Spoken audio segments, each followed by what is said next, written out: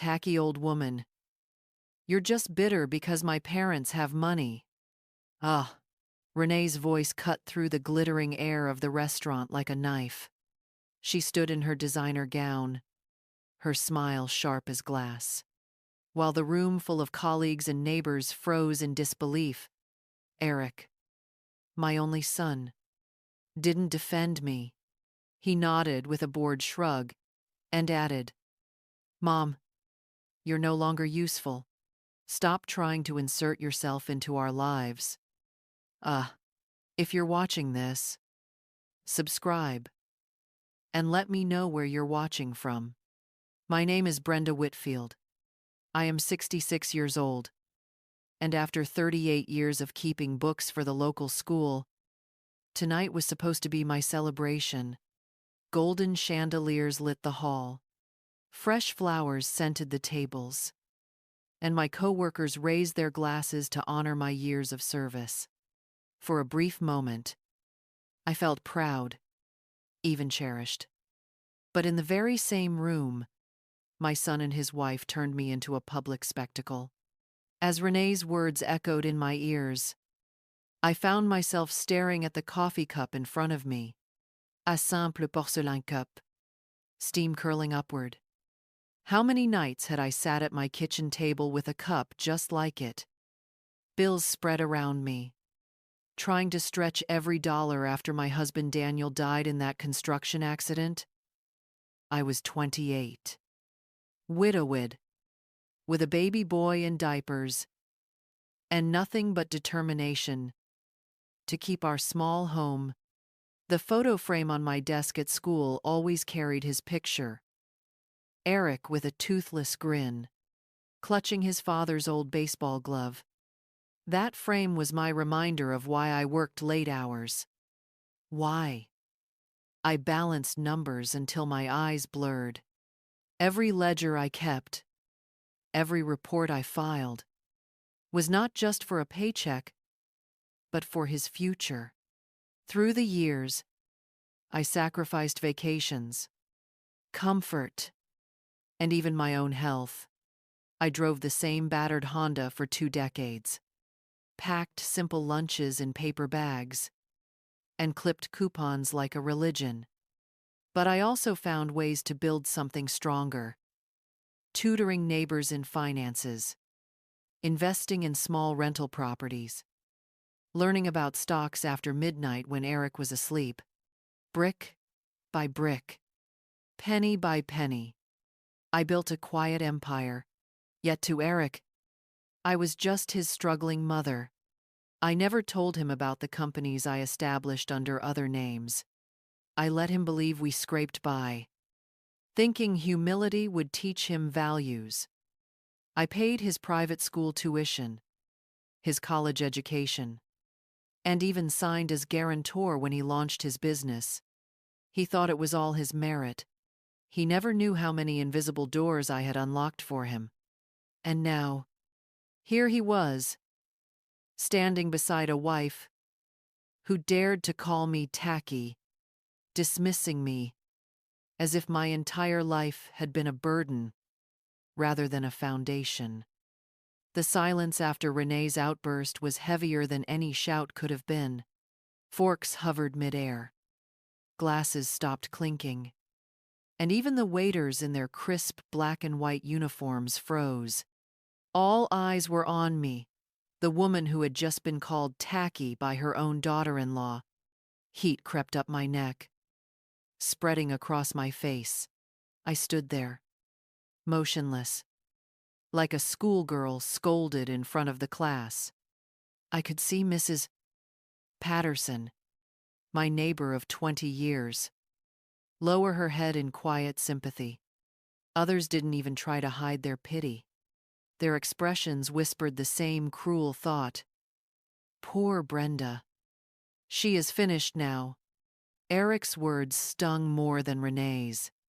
My son, the boy I raised alone, the boy I carried through winters with nothing but second-hand coats and homemade soup, looked at me as if I were an expired coupon.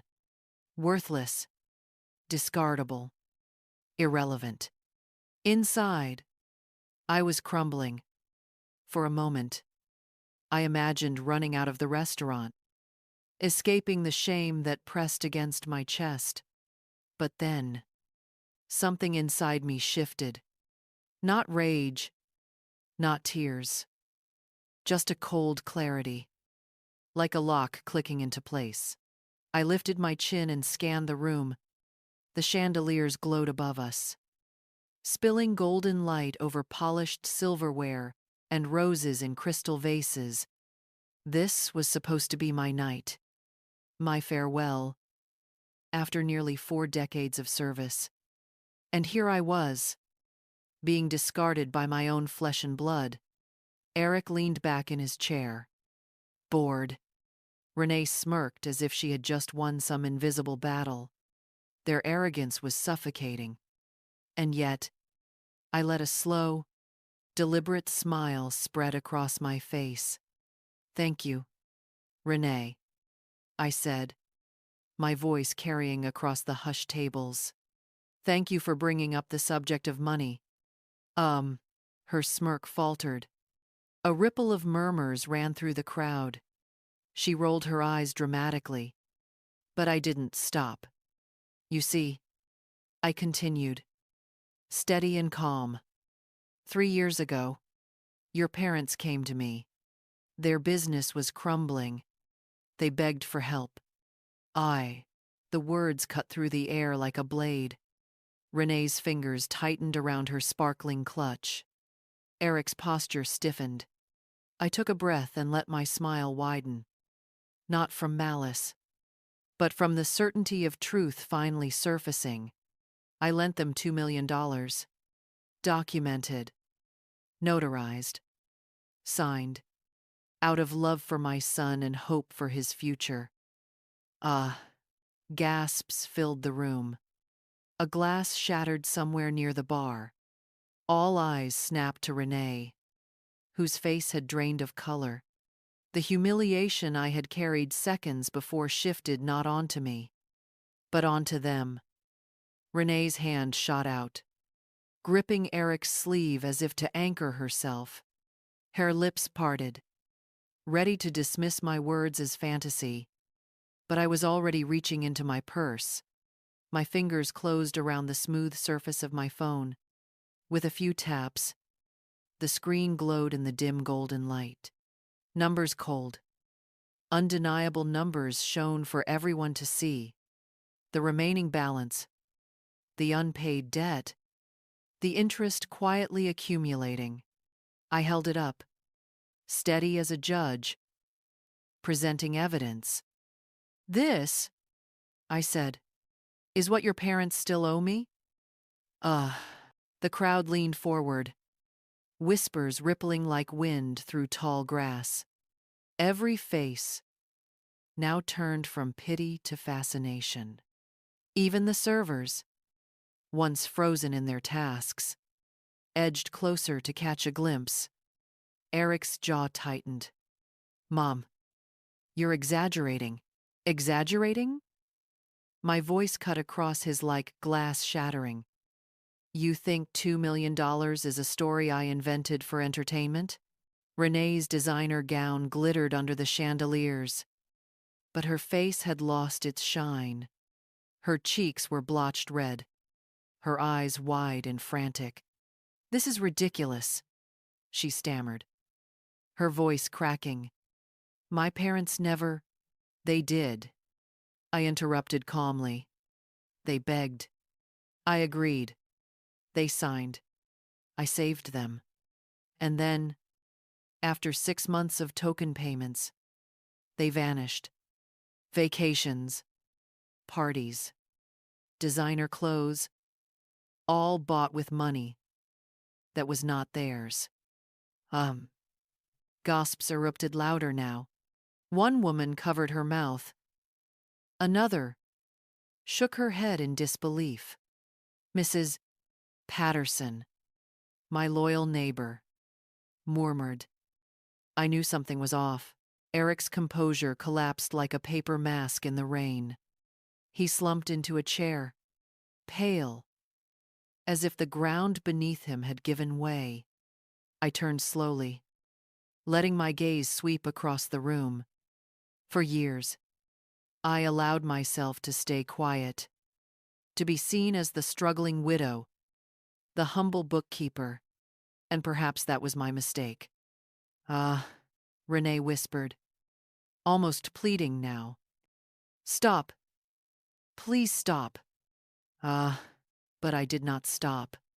My voice was even, sharp, carrying the weight of every sleepless night, every sacrifice, buried in silence. If anyone doubts me, I said, holding the phone high, we can call Richard and Susan Wheeler right now. I'm sure they'll confirm.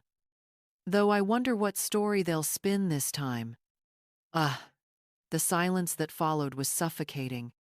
Only the faint jazz music in the background dared to continue, soft and oblivious to the collapse unfolding.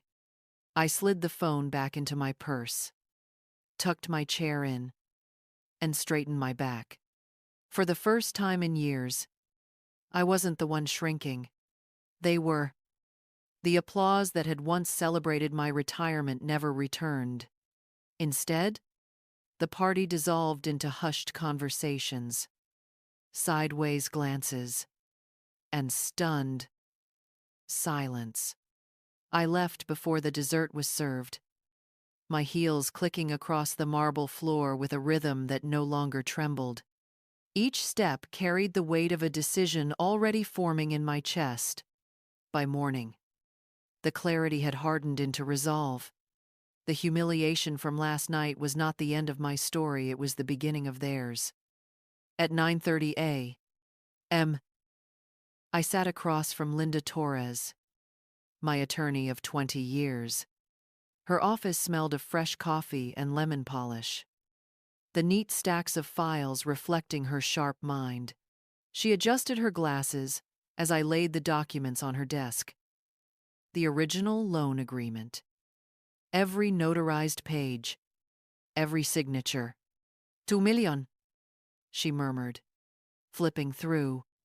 And they've defaulted for over 2 years. Hall. Yes, I said, my voice steady. I want full legal action. No delays. No leniency. I'm staying.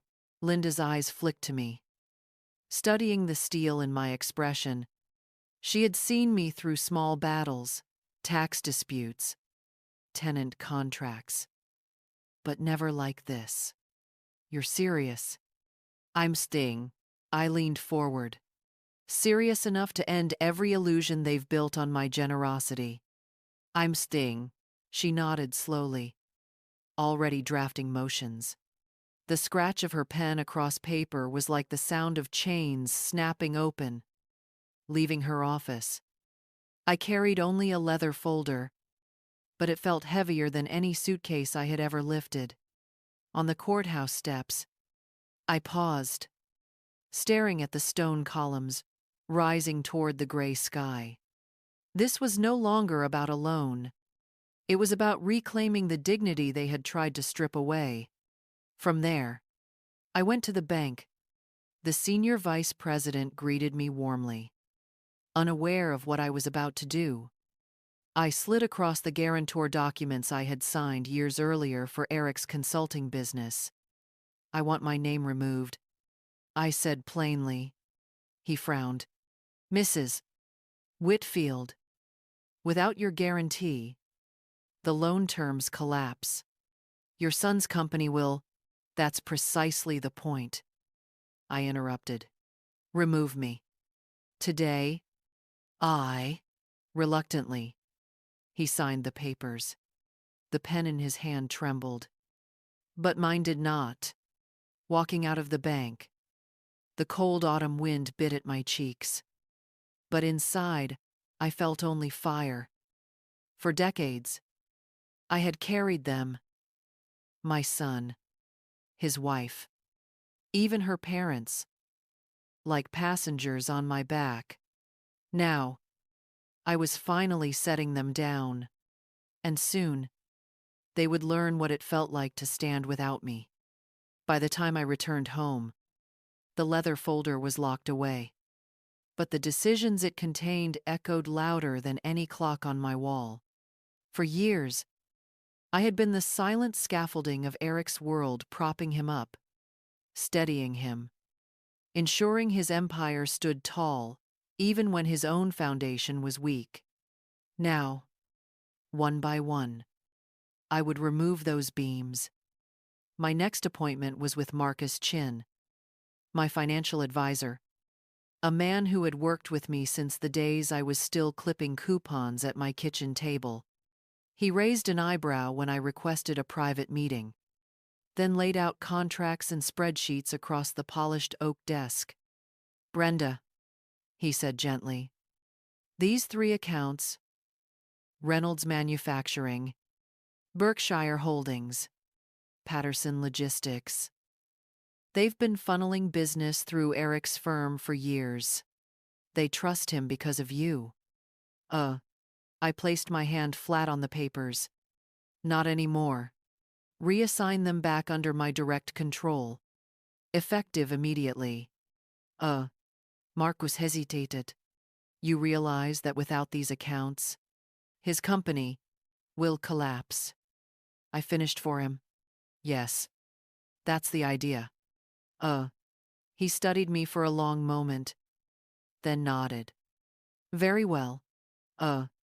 As his phone calls began, I sat back in the leather chair and listened. Yes. Understood. And "the contract will be amended" was another stone pulled from Eric's fragile castle. My chest rose and fell with a rhythm I hadn't felt in years, not guilt, not grief, but a cold steadiness that tasted like justice. When I stepped outside, the city air carried a sharp bite, the kind that cleared your lungs and reminded you you're alive. I walked past glass buildings where men in suits rushed with briefcases, and I thought of Eric, how he strutted, as though he had built something from nothing, how blind he had been to the invisible hands guiding him. By evening, I brewed a cup of tea and sat by the window of my quiet apartment. My phone buzzed with messages from colleagues still whispering about last night's scene. I ignored them. My focus was elsewhere, on the hollow sound of dominoes beginning to fall. Eric had believed I was small, weak, disposable.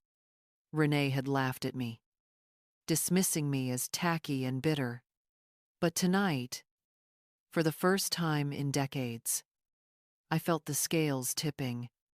The supports had been pulled. Soon, they would learn how fragile their world truly was. Collapse doesn't come with a thunderclap. It comes with small, sharp fractures, one after another, until the whole structure buckles.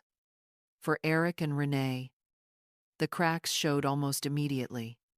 By Monday morning, 3 of his top clients had pulled their contracts. By Wednesday, the phones in his office sat silent.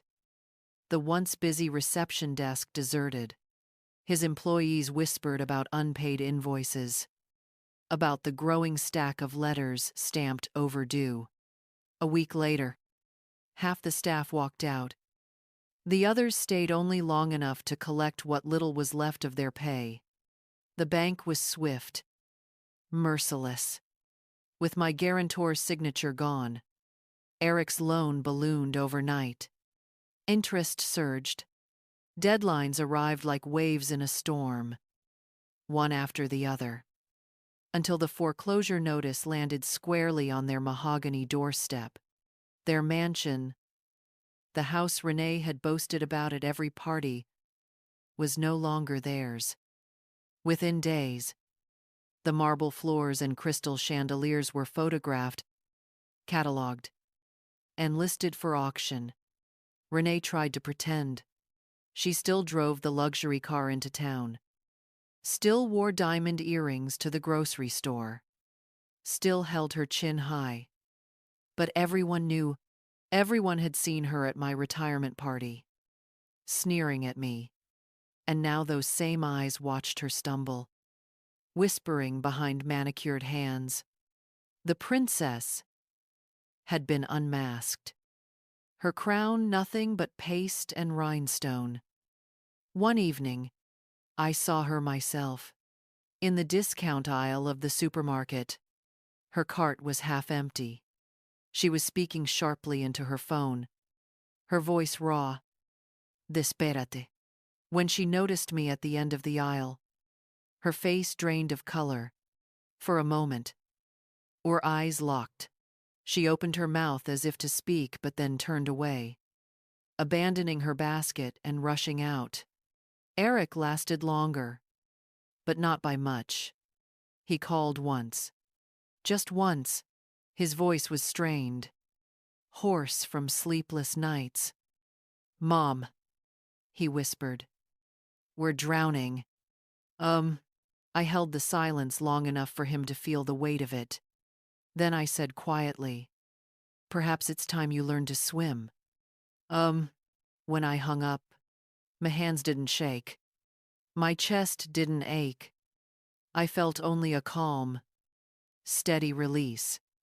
For years, I had carried him through school, through business, through every failure he was too proud to admit. Now the weight was gone. By the end of the month, the life they had paraded before the world was gone too. The mansion, the cars, the designer gowns vanished.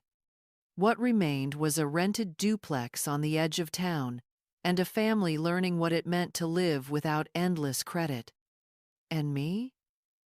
I was still standing. The woman they once called Tacky, bitter, and disposable, was no longer invisible. Their downfall had only revealed the truth that I was the foundation all along. Without me, their empire had crumbled to dust. The whispers about Eric and Renee spread quickly, but they no longer touched me. For the first time in decades, my name was spoken not in pity, but in respect. Mrs. Whitfield built that firm? She was behind Hastings Consulting all along? The truth had seeped into the city like dawnlight creeping through heavy curtains. Unstoppable. Undeniable. For years, I had lived quietly, almost invisibly, to my coworkers. I was just the steady bookkeeper with a modest apartment and an old Honda. To Eric, I was the struggling widow who scraped by. That was the image I allowed, the mask I wore, because humility seemed safer than power. But behind closed doors, I had built something far more enduring than anyone imagined. Hastings Financial Consulting had begun at my kitchen table. Late nights balancing ledgers for neighbors, small fees for tax help, advice whispered over coffee mugs. Each side job became a seed. I planted them carefully, stocks here, a rental property there, reinvested profits, layered over years. Slowly, the roots deepened. The branches spread. By the time Eric believed he was launching his own consulting business, I already had a network of companies quietly operating under my name. Now, I was done hiding. The first time I walked into the Hastings boardroom as myself, I wore a navy suit tailored to perfection, pearls resting against my collarbone. My heels struck the floor with confidence I had earned. The men who once overlooked me stood. When I entered, executives leaned in, listening to every word of my analysis. Even the mayor himself extended an invitation to join a city financial advisory council. I didn't smile broadly or gush with false modesty. I simply spoke precise, calm, unshakable, and they listened. It wasn't just professional recognition. Neighbors who once looked at me with pity now crossed the street to greet me. Mrs. Patterson, who had lowered her eyes at my humiliation during the retirement party, clasped my hands one morning. Brenda, I always knew you had strength, she whispered. But this is extraordinary. Although, in the quiet of my new office, I kept one relic from my old life. That battered photo frame of Eric as a child, sitting on my lap with his father's glove. Once, it had been a reminder of sacrifice, of the nights I stayed awake, to make sure he had what he needed. Now, it was a reminder of what silence had cost me, and why I had chosen to step into the light. At last, Eric and Renee had fallen into shadows, their names spoken with pity or contempt, their mansion repossessed, their cars gone, their parties replaced with overdue bills. But I, the woman they dismissed as bitter and tacky, was no longer small. I stood where I belonged, respected, visible, powerful, and I intended never to vanish again. It was a gray afternoon when the knock came. Slow, hesitant, almost childlike. I opened the door and found Renee standing there. Not the glittering woman in sequined gowns, but a pale figure in a worn sweater and jeans. In her arms, a baby girl stirred, bundled in a faded pink blanket. Her eyes, once sharp with arrogance, were swollen from crying. "Brenda?" she whispered, voice trembling. "Please, please hear me out." I said nothing at first. The memory of her voice, at my retirement party, ringing out, "Tacky old woman," still burned in my ears.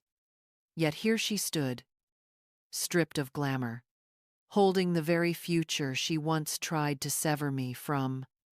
She stepped inside slowly, shifting the baby to her shoulder. "We've lost everything. The house is gone. The cars. The accounts. Even the friends. No one calls anymore." Her voice cracked. I know I hurt you. I was blind. Spoiled. Cruel. But I'm begging you for her sake. Not mine. Give us a chance to make things right." I looked at the child. Tiny fingers curled into fists, her breaths soft against her mother's collarbone. For a moment, something inside me softened. That little life had no fault in any of this. But then Renee's eyes met mine again, and I saw fear, not love, not respect, but fear of losing the last lifeline she could imagine. "You think motherhood excuses what you did?" I asked quietly. Tears streaked down her cheeks. "No, nothing excuses it. But I don't want my daughter to grow up without knowing her grandmother. Please, don't punish her for my mistakes." The words cut deeper than I wanted them to. My heart ached, but my spine stayed straight. "You called me bitter. You laughed while my son discarded me like trash. And now you want the very arms you pushed away to cradle your child?" She nodded, her shoulders shaking. "Yes, because I finally see what I destroyed. I see who you really are, and I know we need you." The room fell silent except for the baby's faint coo. I reached out, slowly, and took the child into my arms. Warmth spread through me. Unfamiliar yet undeniable. I held her close, inhaling the soft scent of new life. For that fleeting moment, I imagined being only a grandmother without betrayal, without scars. But when I handed her back, my voice was calm, cold, resolute. "Renee, if there is to be any future, it will be on my terms." Renee sat across from me, clutching her daughter tightly, as if afraid I might take the child and vanish into the night. Her shoulders quivered with each breath. Her once perfect poise crumbled to dust. "You say you want forgiveness?" I began, my tone steady, measured. "But forgiveness is not a gift. It is earned." She opened her mouth, but I raised a hand to silence her. "For years, you mocked me. You stood by while my son treated me as if I were disposable. You spent money that was not yours, lived luxuriously on debts your parents never honored. And you dared to call me bitter. Bitter." I let the word hang in the air like smoke. Her lips trembled. "I know. I was blind. I thought wealth was everything." No," I interrupted. "You thought appearances were everything. And appearances are the first to vanish when the truth arrives." The baby shifted, whimpering softly. Renee rocked her, whispering frantic comforts. But her eyes never left mine. "You want me in your child's life?" I continued. "Then hear me clearly. There will be boundaries. There will be respect. There will be honesty. One slip, one manipulation, and this door closes forever." "Oh well." She swallowed hard. "I understand." "Oh well. Do you?" I asked, leaning forward. "Because this is not about convenience. This is not about saving face. This is about rebuilding trust that you shattered into pieces in front of a room full of people. And trust does not come cheap." Her tears fell freely now, staining the sweater that had replaced her glittering gowns. "I'll do whatever it takes. Please. Brenda, I can't lose this chance." I rose, walked toward the hook by my door, and lifted a single brass key that hung there. It caught the afternoon light, gleaming like a small, quiet promise. I held it between us. "This key," I said, "represents my home, my peace, my life. I decide who enters and who does not. You will never again walk in uninvited. If you come, it will be because I chose to open this door." Renee nodded, her hands tightening around her daughter. "Yes, I understand." I placed the key back on the hook, letting it dangle, a symbol of control reclaimed. Then I turned, my voice low but firm. "You will visit under my conditions, supervised, until I see real change. No lies. No pretense. If you try to manipulate Eric, or me, or this child, I will cut every tie, permanently." For the first time, Renee didn't argue. She only bowed her head, the weight of her choices pressing visibly on her frame. The baby's tiny hand reached toward me, fingers curling in the air. He hesitated, then touched her palm gently. She gripped my finger, her warmth seeping into me, softening edges I hadn't realized were still sharp. Renee's voice cracked as she whispered, "Thank you." I did not answer. Instead, I looked at the key on the hook, silent, gleaming, untouchable, and let its meaning settle into the room. The boundaries had been drawn, and this time, I was the one holding the door. That evening, after Renee left with the baby, silence settled over the house like a comforting blanket. I moved through the room slowly, the click of my heels echoing against polished hardwood, each sound reminding me that these walls, this peace, belonged to me alone. On the wall above the mantel, The old photo frame still hung, the same one that once sat on my school desk. In it, Eric as a boy grinned toothlessly, clutching his father's baseball glove.